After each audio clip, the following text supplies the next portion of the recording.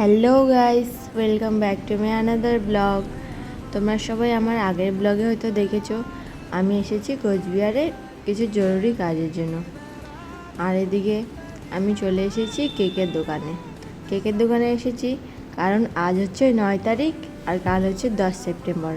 কাল হচ্ছে আমার জিজুর জন্মদিন, তাই আজ রাত 12টার সময় আমরা সেলিব্রেশন করব, তাই আমরা চলে এসেছি কেক নিতে।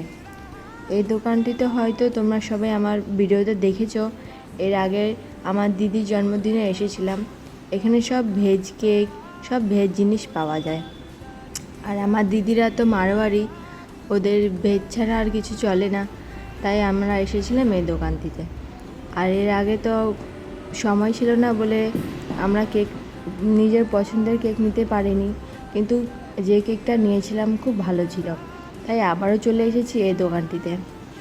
আমরা নিজের মন পছন্দের কেক অর্ডার করেছিলাম, কিছুটা সময় লাগবে বলে তাই আমরা এখানে বসেছিলাম।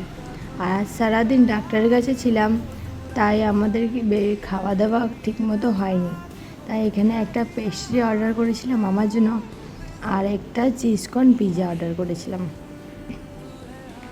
আমরা এখানে পিৎজা এনজয় করি। আর আজ দেখো জামাইয়ের বার্থডেতে কেক নিতে কে এসেছে, শাশুড়ি মা।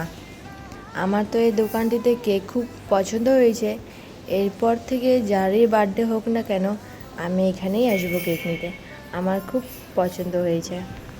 তোমরা আমার ভয়েসটাকে একটু ইগনোর করো, কেননা কাল সারাদিন কিছু না খেয়ে থাকাতে শরীরটা একটু অসুস্থ হয়ে গেছে।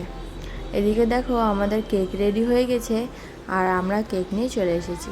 আর আমরা এখন এসেছি কলকাতা বাজারে জিজুর জন্য কিছু গিফট নিতে। এদিকে দেখো আমার দিদি দেখতেছে এদিকে কাপড় জিজুর জন্য। আর নেক্সট ব্লগে তোমাদের সাথে বার্থডে সেলিব্রেশনের ব্লগ আসবে, এই ভিডিওতে অ্যাড করলে খুব বড় হয়ে যেত।